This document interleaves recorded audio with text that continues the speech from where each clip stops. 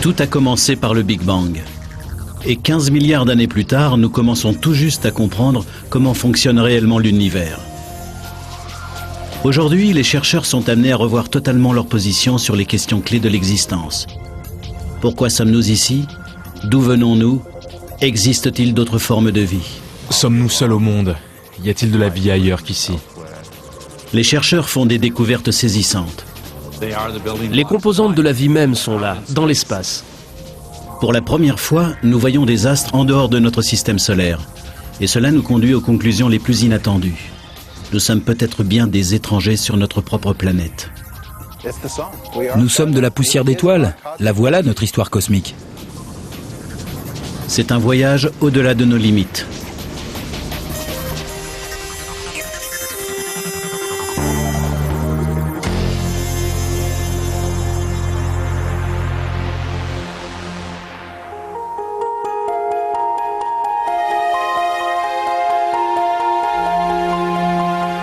Depuis des temps immémoriaux, l'homme s'est tourné vers le ciel en se demandant s'il y avait quelqu'un ou quelque chose dans l'au-delà.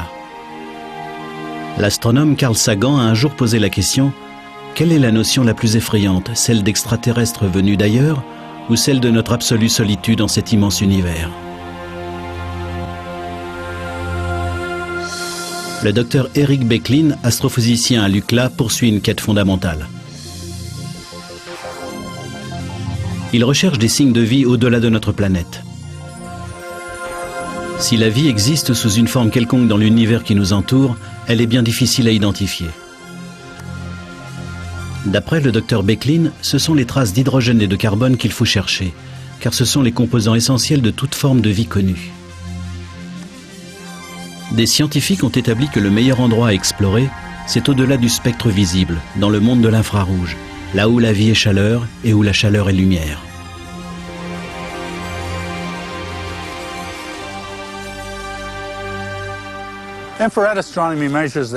L'astronomie infrarouge mesure la chaleur en présence dans l'univers céleste. Vous pouvez par exemple voir la chaleur de mon visage beaucoup plus intense que celle de mon corps, qui est un peu frais ce soir. Cette flamme, en revanche, est encore plus chaude que vous ne pouvez le voir ici. C'est pourquoi la radiation infrarouge mesure la chaleur d'un objet céleste.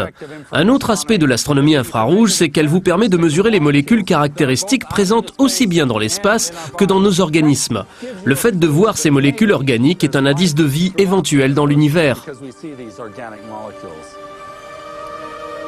Vues à l'infrarouge, les galaxies révèlent une étrange réalité, imperceptible à l'œil humain. Un royaume invisible où l'on peut détecter la plus infime quantité de chaleur. Celle de lointains soleils ou des traces d'hydrogène et de carbone qui sont les signes d'une vie venue d'ailleurs. Mais nos télescopes d'ici-bas sont bien limités. La vapeur d'eau contenue dans notre atmosphère fait obstacle à la lumière infrarouge. Aucune montagne n'est assez grande, aucun sommet assez élevé pour vaincre cette barrière.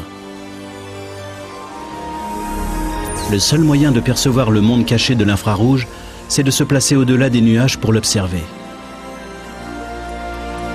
Récemment, le docteur Becklin a envisagé une approche radicalement différente du problème qui mène l'astronomie infrarouge aux confins de notre planète.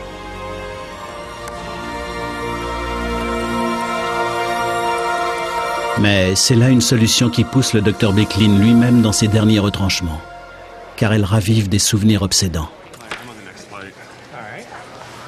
Des souvenirs qu'il espérait bien enfouis à jamais. En fait, j'étais en retard. Je suis toujours sur la brèche avec tous les voyages que je fais pour l'observatoire, et on m'a attribué le tout dernier siège disponible. Le 28 avril 1988, Eric Becklin emprunte le vol 243 d'Aloha Airlines à destination d'Honolulu lorsque se produit la catastrophe.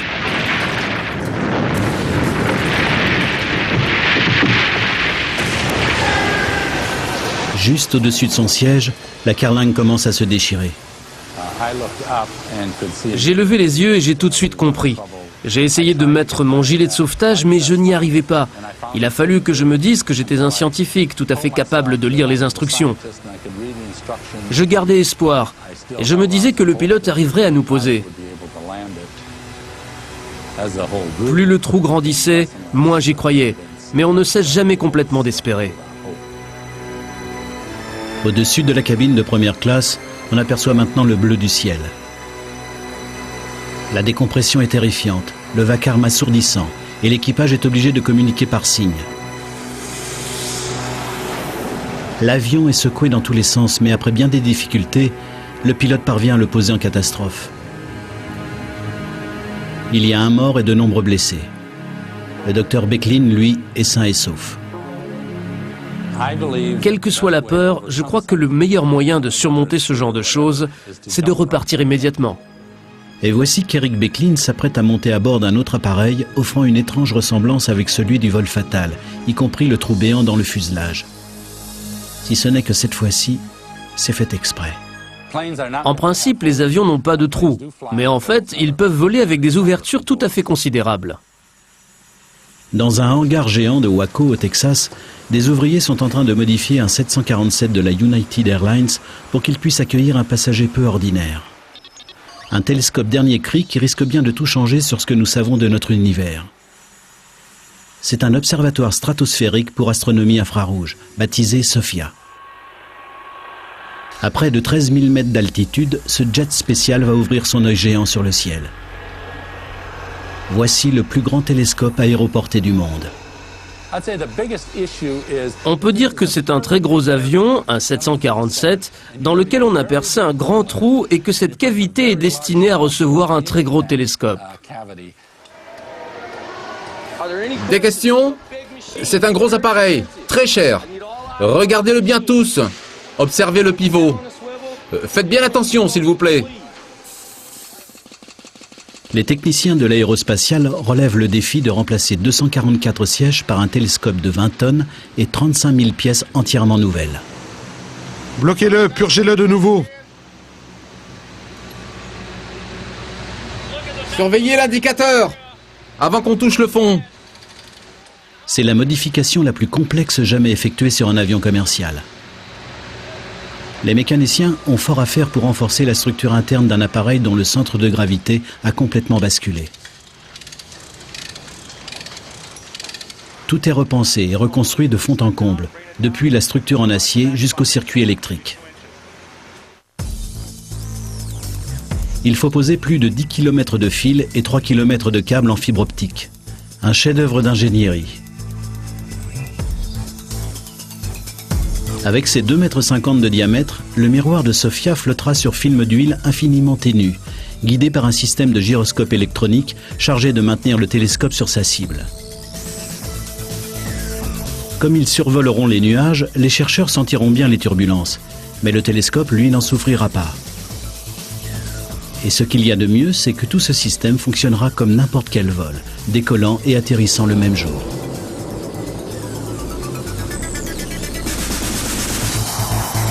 SOFIA pourra voler jusqu'aux confins de notre atmosphère pour scruter l'univers en quête d'un signe de vie. À la différence du télescope spatial Hubble, il pourra regagner la Terre ferme en toute sécurité, et ce, en quelques heures. Ce qu'il y a de bien avec SOFIA, c'est qu'on peut y installer les derniers instruments mis au point.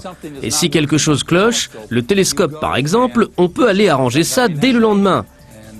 C'est possible aussi avec Hubble en lui envoyant des astronautes, mais le coût est faramineux. C'est là toute la différence entre SOFIA et tout ce qu'on a pu envoyer jusqu'à présent dans les nuages. C'est un observatoire transportable qui nous conduira droit aux confins de l'univers. SOFIA va nous permettre d'observer jusque dans les moindres détails ces régions où se forment les planètes et les étoiles. Et peut-être allons-nous enfin avoir des indices sérieux à propos de matériaux organiques sur une autre planète. Spécialisé dans l'infrarouge, le système de SOFIA sera à même de détecter et de mesurer les plus infimes variations de température. Des étoiles, des planètes, et peut-être même des signes de vie demeurés jusqu'à présent cachés aux autres télescopes vont maintenant déployer leur éclatante palette de lumière et de couleurs devant l'œil grand ouvert de SOFIA. Conçu pour un envol en 2004, SOFIA nous enverra des images totalement révolutionnaires qui fourniront peut-être un début de réponse à certaines de nos questions. Non seulement sur ce qu'il y a là-bas, mais aussi sur nos propres origines. Je crois que tous les humains se posent les mêmes questions, vous savez. D'où est-ce que je viens? Qu'est-ce qu'il y a là-bas? Dans quelle mesure est-ce que je fais partie de cet univers? Les réponses nous attendent sur d'autres planètes. Des planètes que nous commençons tout juste à découvrir.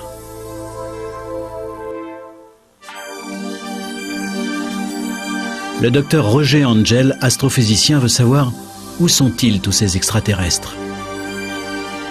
À supposer que l'univers grouille d'autres formes de vie intelligentes, on pourrait se demander pourquoi ces êtres ne sont pas venus nous voir. Tandis que Sophia cherche des traces de vie extraterrestre, le docteur Angel se met en quête des lieux où elle pourrait se développer. Le genre de planète susceptible d'abriter cette vie. Et pour mieux scruter les mondes au-delà de notre système solaire, il travaille à un nouveau télescope tout à fait remarquable. Il ne vole pas, il n'est pas basé dans l'espace, mais à sa façon, il sera peut-être plus révolutionnaire encore. Le docteur Angel étudie un usage radicalement différent des miroirs pour une élimination à grande échelle du reflet, permettant aux chercheurs de sonder l'espace en quête de planètes similaires à la nôtre.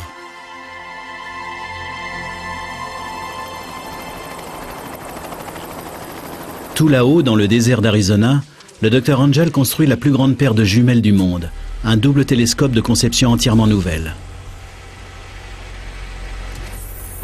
Ce sera le télescope le plus puissant qui soit, destiné à voir la lumière que dégagent les planètes des autres étoiles. Mais comment construire le plus vaste assemblage de miroirs au monde? 2 plaques de verre géantes pesant plusieurs tonnes et ne présentant pas la moindre aspérité.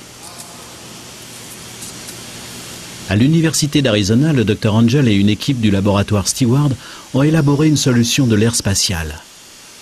Les miroirs présenteront une structure en nid d'abeille géant avec plus de 1600 alvéoles hexagonales en fibre céramique, semblables aux écrans solaires de la navette spatiale.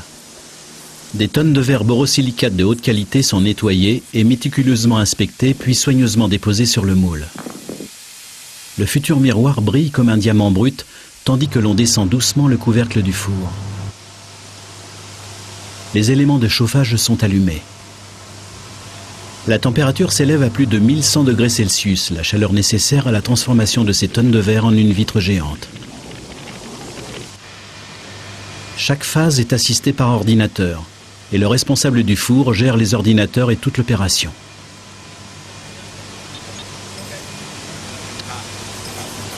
Tandis que le four accomplit 7 tours à la minute, le verre fondu coule comme du miel en un nid d'abeilles géant, et sa surface prend peu à peu sa forme parabolique, idéale pour l'observation de l'univers.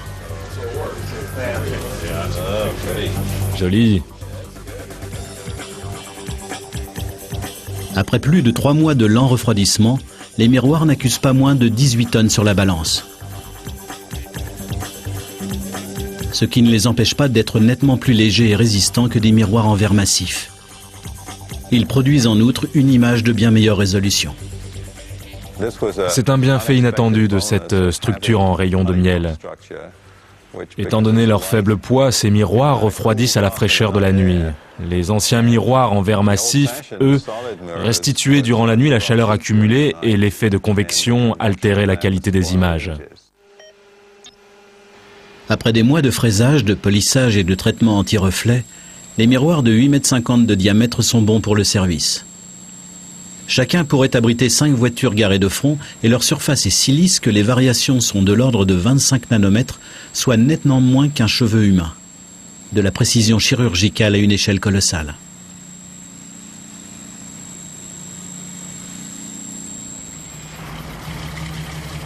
Lorsque le grand télescope binoculaire, appelé aussi LBT, sera installé sur le point stratégique du mont Graham, il sera 10 fois plus puissant et plus précis que le télescope Hubble, notre observatoire le plus sophistiqué à l'heure actuelle.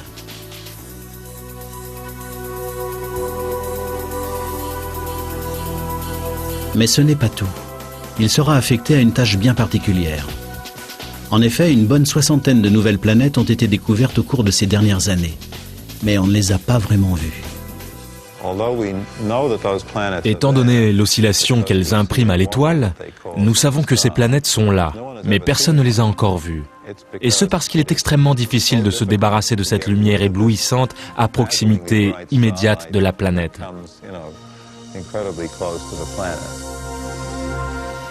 Le LBT sera équipé d'un interféromètre, un dispositif qui permet en quelque sorte d'éteindre la lumière des étoiles.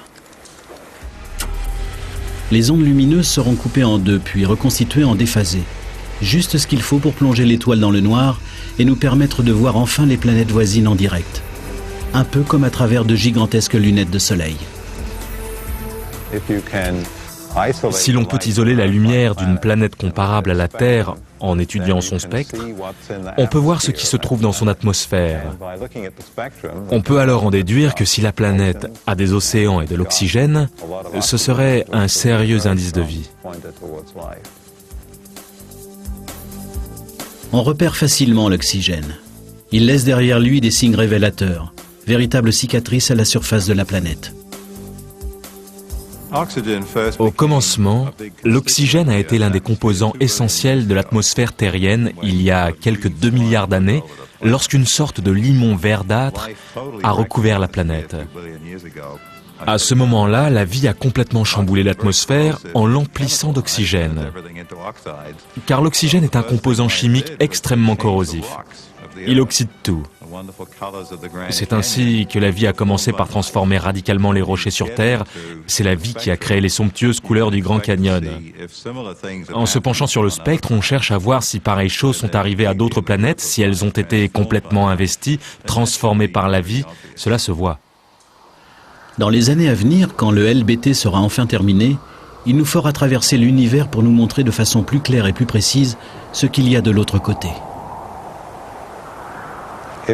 On s'est beaucoup demandé s'il existait une forme de vie ailleurs, ce que nous percevons comme la possibilité d'une autre vie intelligente. S'il n'y a pas de limon verdâtre, il n'y a probablement pas de vie intelligente non plus. Et si ce télescope nous permet de localiser d'autres êtres dans l'univers, il nous aidera peut-être aussi à répondre à une question plus lancinante encore. Les graines de la vie ont-elles germé sur Terre ou sont-elles venues d'ailleurs ?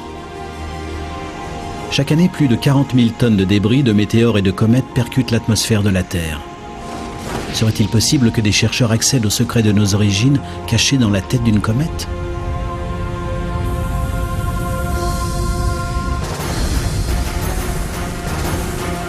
En 1994, la comète de Shoemaker-Levy 9 a heurté Jupiter de plein fouet.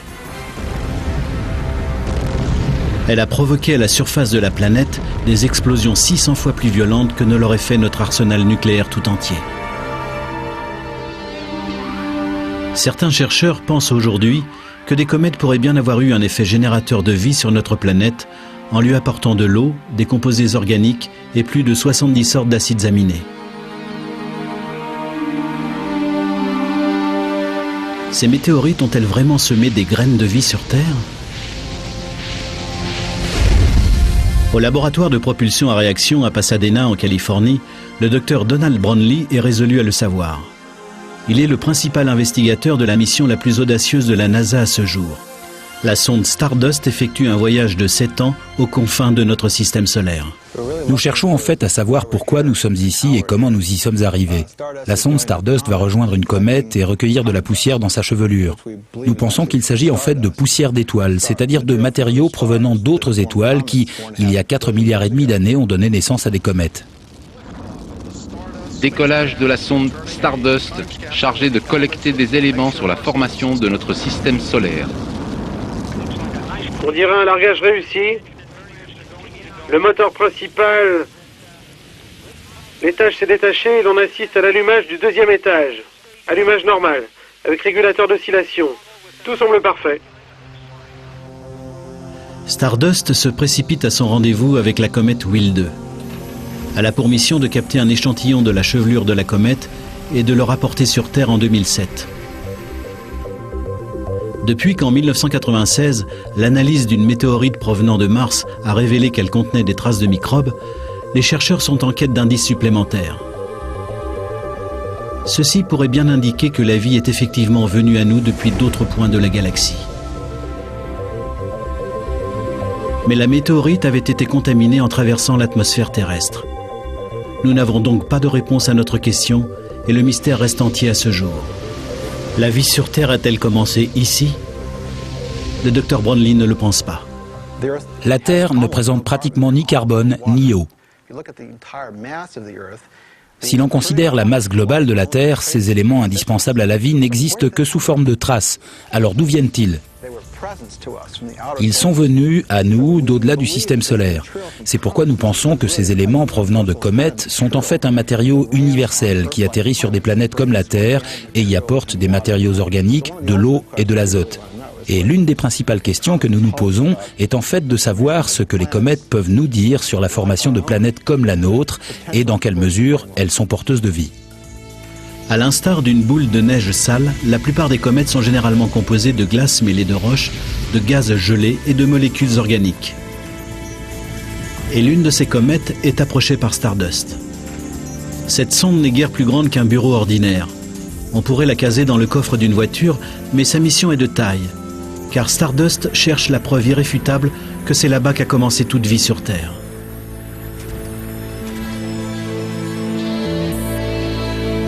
Pour la première fois depuis que l'homme a marché sur la Lune, des chercheurs tentent de rapporter un morceau venu de l'espace.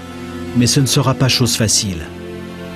Car durant 7 longues années, Stardust devra vaincre le périlleux barrage des débris stellaires. C'est un minuscule voyageur qui tente de naviguer à travers le terrain miné de l'espace, là où tout peut arriver.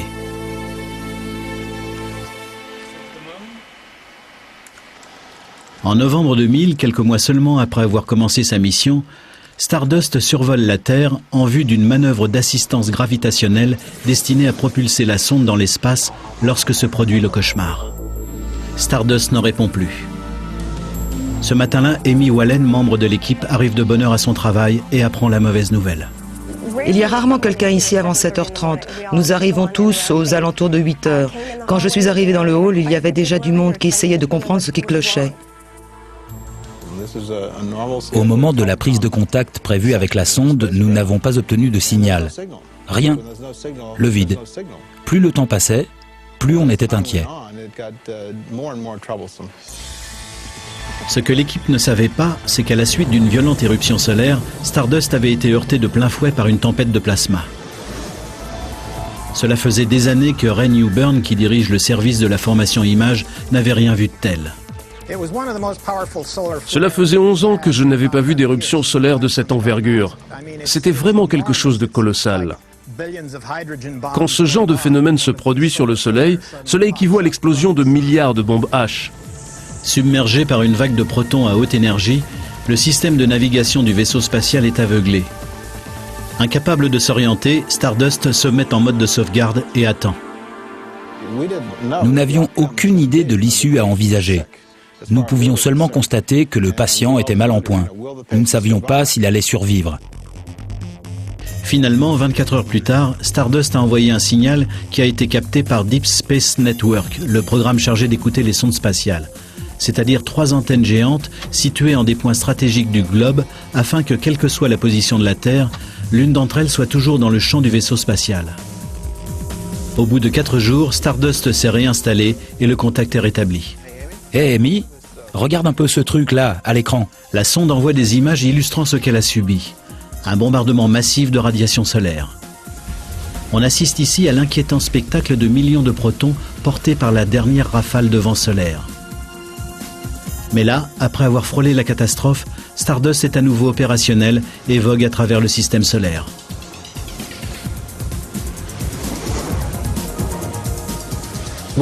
Notre soulagement était à la mesure de l'énorme travail investi dans la construction de cette sonde pour qu'elle aille recueillir ces particules de comète. Aujourd'hui, la mission de Stardust reste la même et tous ses outils sont demeurés en place. Parmi eux, une sorte d'épuisette unique en son genre, remplie d'aérogel, le solide le moins dense qui ait jamais été créé, destiné à capter un minuscule morceau de comète. L'aérogel, c'est 99,99% d'air et 0,01% de dioxyde de silicium. Bien que ses composants soient les mêmes que ceux du verre ordinaire, il est 1000 fois plus léger. Tel un mur fait à partir de rien, l'aérogel est le parfait isolant.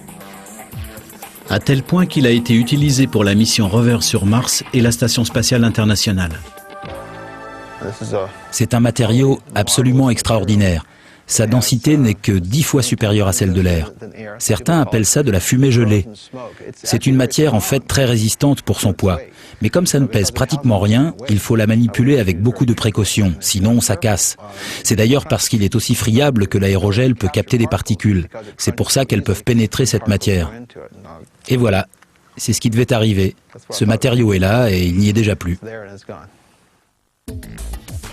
Les capteurs équipés d'aérogel vont se déployer lorsque Stardust approchera de la comète à une vitesse 6 fois supérieure à celle d'une balle de revolver. La tâche est vraiment délicate. Les débris de comète seront piégés dans cette toile d'aérogel qui fondra à leur contact, préservant et protégeant la fragile poussière d'étoiles comme si elle était coulée dans du verre. Cet échantillon qui nous arrive dans son superbe capteur azuré, c'est un peu comme le diamant bleu de la Smithsonian Institution. Tout doit être calculé au plus juste. La rencontre ne durera que quelques heures. Après avoir parcouru des milliards de kilomètres pendant 7 ans, la sonde n'aura qu'une journée pour accomplir sa mission. Enfin, si tout va bien, Stardust larguera son précieux chargement vers la Terre. Des millions de particules seront ainsi prêtes à être analysées. Cette poussière de comète ne pèse qu'une infime fraction de gramme, mais sa valeur est incalculable. La capsule qui nous la rapportera foncera vers l'atmosphère terrienne à quelques 50 000 km/h. Et ses panneaux solaires seront mis à rude épreuve, tandis que le parachute se déploiera enfin au-dessus d'un des lointains déserts de l'Utah. Nous allons récupérer des éléments qui, depuis leur formation il y a 4,5 milliards d'années, sont restés aux confins de notre système solaire. Ils ont été magnifiquement préservés par le froid puisqu'ils ont toujours été tenus à l'écart du Soleil. Nous supposons que les particules issues de la chevelure de la comète captée par Stardust sont en quelque sorte les cubes de construction des planètes superbement conservés dans le congélateur du temps de notre système solaire. Mais c'est aussi une merveilleuse histoire puisque, d'une certaine manière, nous partons à la recherche de nos ancêtres. En fait, Stardust a déjà commencé à soulever le voile sur ce mystère. Les données réunies et analysées par le spectromètre embarqué à son bord ont déjà révélé des choses étonnantes. Des particules spatiales présentant les propriétés de grosses molécules organiques semblables au goudron ou au charbon, des substances organiques présentes sur Terre. Les chercheurs qui commencent juste à traiter ces données pensent qu'il pourrait bien s'agir là de composants majeurs du bouillon de culture dont sont issues toutes les créatures d'ici-bas.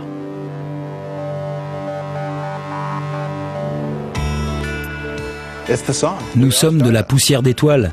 La voilà notre histoire cosmique. Nous avons été créés à partir de poussière d'étoiles.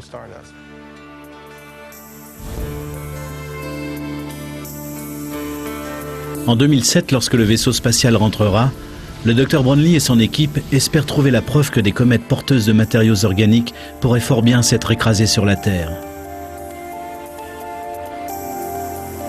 Ces comètes qui seraient ainsi à l'origine de la vie. Pour ces chercheurs, cela représenterait le comble de l'ironie. Nous sommes à la recherche d'extraterrestres, alors qu'en fait nous serions des extraterrestres sur notre propre planète. Mais ces molécules organiques sont-elles arrivées seulement sur la Terre, ou bien ont-elles été réparties à travers toute la galaxie? C'est ainsi que la réponse à une question débouche sur un nouveau mystère. Et si ces graines de vie avaient également pris racine ailleurs?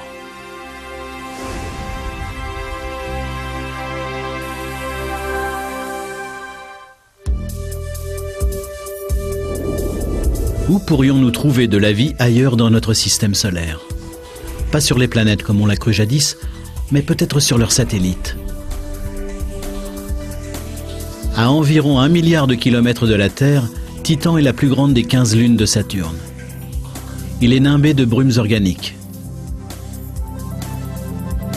Si les chercheurs ne se trompent pas, Titan est un monde mystérieux, composé non pas d'oxygène mais de méthane. De la pluie de méthane, des océans de méthane, peut-être même des volcans de méthane. Le méthane est le plus simple des composés organiques connus pour être à l'origine de l'apparition de la vie. Jonathan Lunin, astronome, pense que sur Titan, le paysage ne doit ressembler à aucun autre. Pourtant, curieusement, il n'est pas impossible que ce soit une étrange variante de notre Terre. Tout devait y être très rouge. Il ne doit pas y faire complètement sombre, un peu comme le crépuscule sur Terre. Peut-être y a-t-il des rivières creusées dans la glace par le méthane. Peut-être leurs rives présentent-elles des zones de dépôt organique rouges. En fait, s'il existe une forme de vie primitive sur Titan, voire une forme antérieure à la vie, peut-être utilise-t-elle l'énergie contenue dans certains de ces dépôts. C'est vraisemblablement un endroit assez exotique, mais comprenant comme notre planète, terre, mer, nuages et ciel. Titan pourrait nous offrir une sorte d'arrêt sur image de la Terre juste avant que la vie ne s'y soit développée. Une sonde spatiale est actuellement en route pour étudier cette lune. Mais le docteur John Loveday, chercheur, est trop impatient pour attendre les résultats. Aussi, il recrée Titan sur Terre. Avant toute chose, on commence par tout refroidir. C'est ce qu'on est en train de faire ici. En fait, nous sommes à même d'étudier ce qui se passe sur les matières qui existent probablement sur Titan. On en est toujours au refroidissement. Il faut à peu près 5 minutes pour atteindre moins 200 degrés.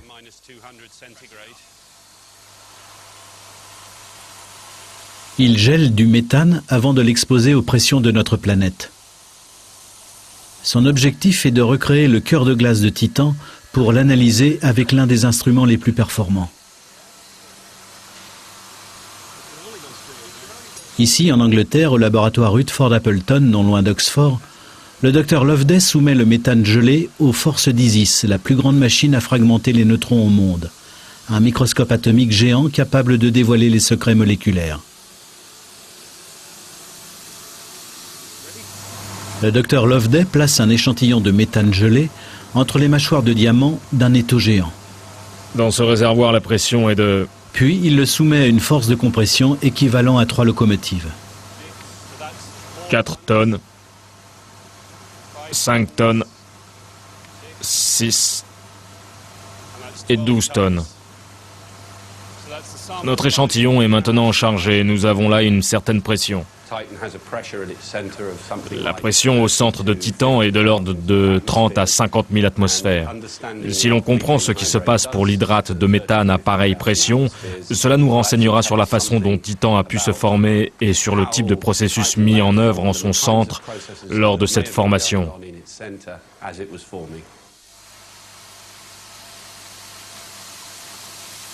Cela indiquerait-il au docteur Loveday qu'il pourrait y avoir effectivement de la vie sur Titan?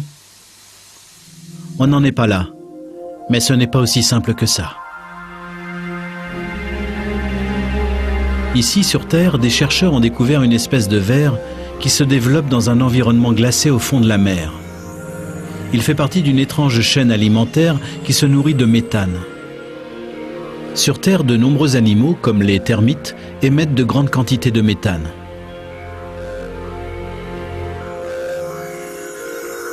Se pourrait-il que sur Titan, quelque chose dégage du méthane dans l'atmosphère? Y aurait-il de la vie sur ce lointain satellite de Saturne? C'est là un mystère qui attend d'être résolu. C'est pourtant une autre lune, une lune de Jupiter, celle-là qui pourrait nous réserver la plus grande surprise. Elle s'appelle Europe.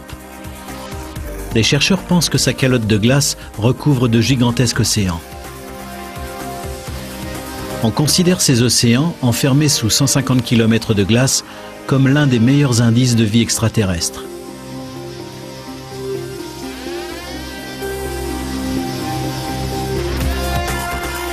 Comme il n'existe actuellement aucun vaisseau spatial capable de pénétrer l'armure de glace d'Europe, la NASA a résolu le problème en se déplaçant en Antarctique.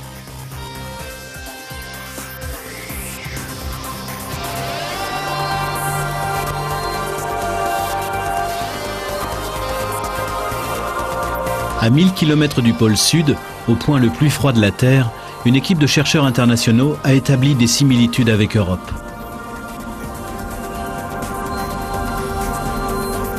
À 4 km sous les glaces de l'Antarctique s'étend une masse d'eau aussi vaste que le lac Ontario.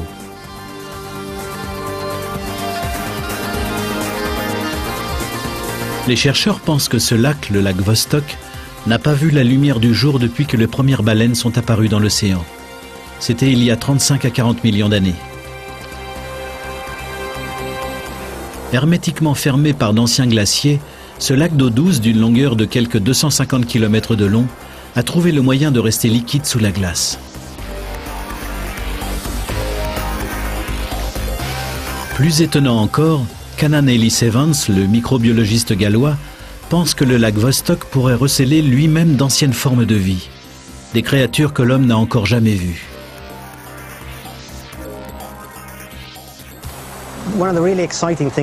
Une chose tout à fait passionnante au sujet du lac Vostok, c'est qu'il est fondamentalement différent de notre monde moderne, parce qu'il en a été isolé pendant des millions d'années. Des efforts sont actuellement mis en œuvre pour explorer ce monde sous-marin pour la première fois. Des chercheurs ont élaboré une solution quasi futuriste pour vaincre la glace de Vostok. C'est extrêmement périlleux. Un forage à pareille pression pourrait être fatal. Agissant comme une crevaison, cette ponction pourrait faire exploser le lac en créant un gigantesque geyser qui signerait la fin tant de l'expérience que des chercheurs. Et même si la percée se passe bien jusque-là, les choses peuvent encore mal tourner. Ce qui nous inquiète, c'est que même si l'on arrive jusqu'au lac, l'expérience risque de contaminer cette masse d'eau de façon irrévocable. Pour éviter cette contamination, la NASA a mis au point une remarquable invention. C'est là que la NASA est entrée en scène, avec un dispositif qui ressemble à un long cigare équipé à son extrémité d'un système de chauffage. Il descend le long d'un câble qui se déroule au fur et à mesure. On peut dire qu'il se fraye un chemin vers le lac en faisant fondre la glace. Mais dans le même temps, la glace se referme derrière lui. C'est donc un aller simple. Par ailleurs, nous pouvons aussi le stériliser durant sa descente, afin qu'il soit parfaitement propre une fois arrivé au lac. Et rien ne peut remonter puisque l'orifice ainsi pratiqué est gelé. Une fois le forage terminé, de minuscules robots sous-marins appelés hydrobots exploreront les eaux souterraines du lac Vostok. Ce seront les premiers visiteurs depuis 40 millions d'années.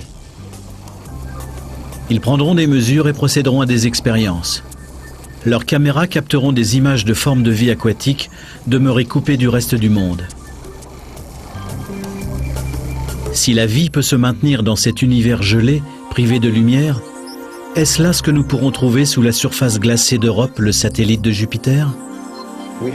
Nous avons sur Terre des créatures qui, transportées sur Europe, seraient à l'aise dans cet océan. Les chances ne sont donc pas mauvaises pour qu'il y ait une forme de vie dans l'océan d'Europe. De la vie peut-être, mais pas exactement au sens où nous l'entendons. Il y a de fortes chances pour qu'il y ait de la vie ailleurs que sur Terre. Mais s'imaginer que la vie sur les autres planètes ressemble à ce qu'on voit le soir à la télé relève de la fantaisie. C'est une question de définition. Ce n'est pas forcément la vie telle que nous la connaissons ici sur Terre. Ce n'est pas forcément une vie intelligente. C'est possible, mais on n'en sait rien. Pourtant, même si l'on ne trouvait que des microbes ou des bactéries, ces premières formes de vie, ce serait déjà une percée colossale. Les bactéries ont beau paraître fort ennuyeuses à bien des gens, ce serait passionnant d'en trouver dans les océans d'Europe. Si l'on trouvait ne serait-ce que certains types de molécules, cela constituerait déjà une réponse à la question ancestrale de savoir si l'origine de la vie relève du miracle ou si elle fait partie de l'évolution du cosmos. Tant de questions restent encore ouvertes. Mais il semble que notre univers nous en réserve bien plus encore, et que les seuls indices soient renfermés dans des particules que l'on ne peut ni voir ni toucher. C'est là un monde invisible qui recèle peut-être la clé de toute création. Reste que plus de 90% de la matière de l'univers connu nous échappe. Les chercheurs nous disent que ce doit être là. Alors où donc ? Cela s'appelle la matière noire. C'est le tissu manquant du cosmos, et il n'existe pas de plus grand mystère. D'où vient toute cette matière ?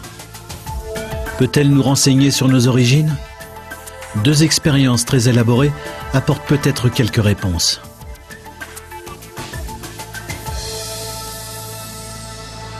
Dans la Méditerranée, au large des côtes françaises, des chercheurs installent un système étrange.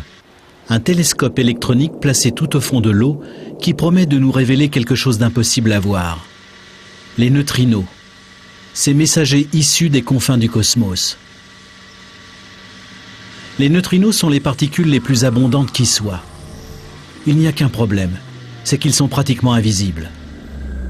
Ces émissaires des zones les plus sombres de l'espace se déplacent librement, sans que la matière ou le magnétisme leur fassent obstacle. Ils peuvent pratiquement traverser toute chose.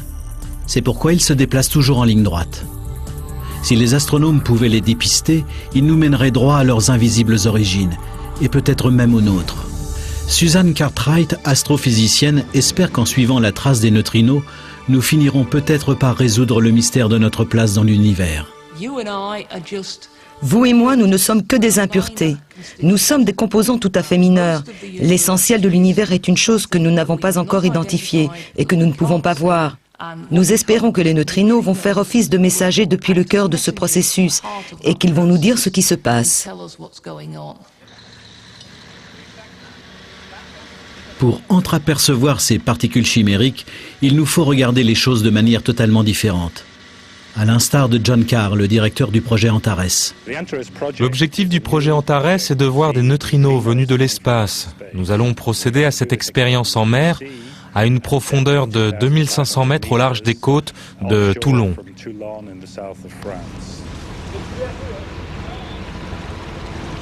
Antares est un projet de recherche international qui ouvre de nouveaux horizons à la science.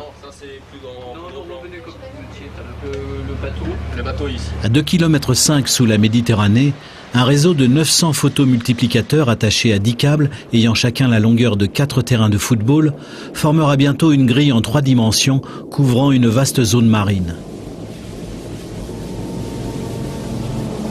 C'est bien la moindre des choses si l'on veut avoir quelque chance de détecter l'indétectable. C'est le principe de la loterie. Les chances de détecter un seul neutrino sont comparables à celles de décrocher le gros lot avec un seul billet. Mieux vaut acheter une grande quantité de billets, c'est-à-dire avoir un grand détecteur, si l'on veut rester dans la course.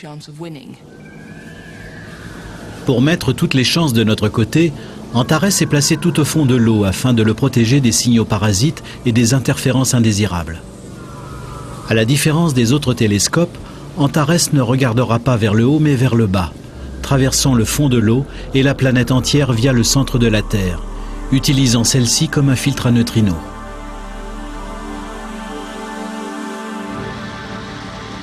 Antares sera toujours incapable de voir ces particules invisibles. Il détectera en revanche un signe de leur passage, un sous-produit appelé muon. En traversant le détecteur, chaque muon laisse dans son sillage une trace de lumière bleue et brillante, un peu comme la marque d'un avion à réaction dans le ciel. Un minuscule indice qui nous met sur la voie du neutrino, alors qu'il poursuit sa course à travers la Voie lactée.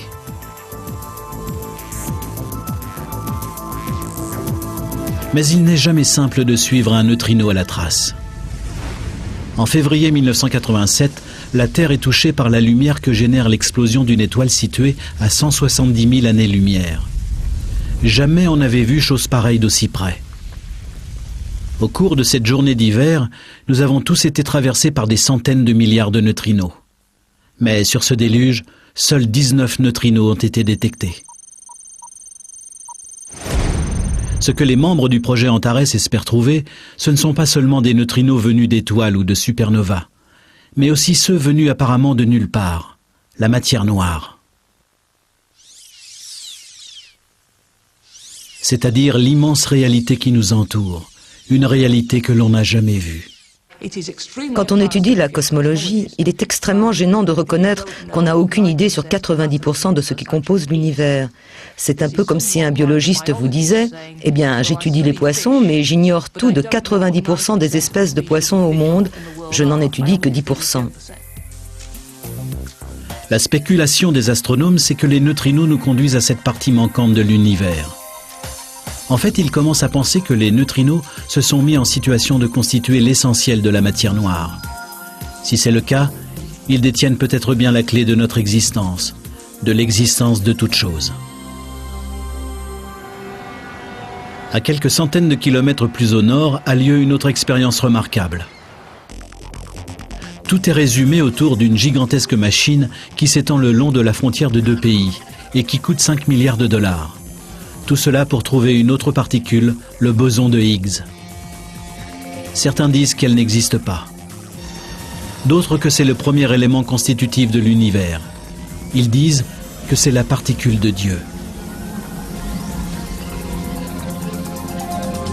Au commencement, la matière brute de l'univers tout entier était étroitement comprimée en une boule minuscule d'une infinie densité.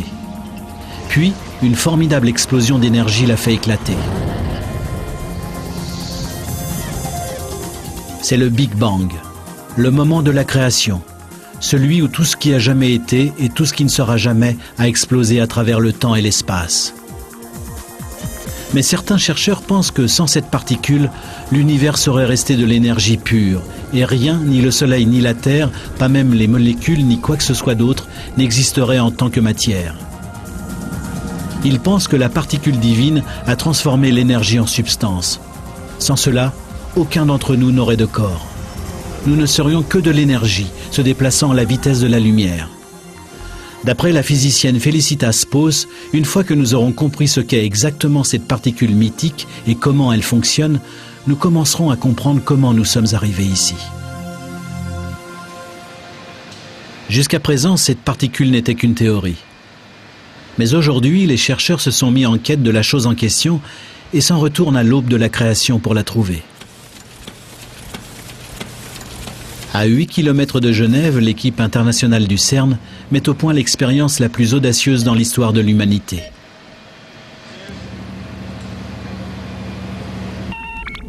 On s'apprête à recréer le Big Bang sous terre.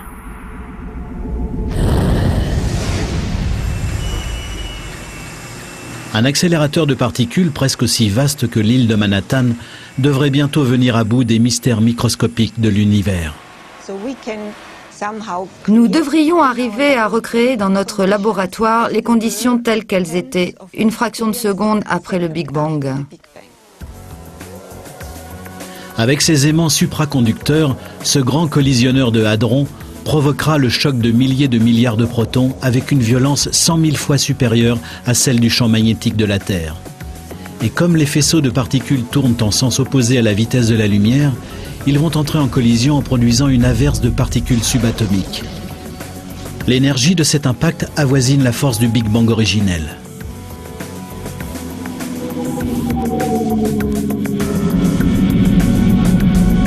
L'idée, c'est de comprendre la force primale qui a créé toute chose, nous compris, et de trouver la trace de la chimérique particule de Dieu. Et que se passera-t-il si ces chercheurs finissent par trouver ? D'aucuns pensent qu'une fois que nous aurons compris cette particule, nous commencerons enfin à comprendre la véritable nature de l'univers, notamment d'où nous venons, via notre planète et jusqu'aux lointains confins de l'espace. Ce voyage, la quête de nos origines à travers l'univers, ne fait que commencer. Je n'aime pas l'idée que l'univers est glacé et que nous ne sommes qu'un accident. Je pense que nous faisons tous partie d'un univers vivant. Il y a probablement bien des endroits dans notre propre système solaire susceptibles d'entretenir une vie microbienne. Mais combien dans notre univers peuvent offrir les conditions nécessaires à la vie animale? Notre planète est la seule dont nous sachions qu'elle le peut. Je ne crois pas que la vie soit un accident. Nous avons tendance à penser que nous habitons un endroit très particulier. À mon avis, nous allons découvrir dans le cosmos quantité d'autres endroits charmants où la vie peut prendre forme.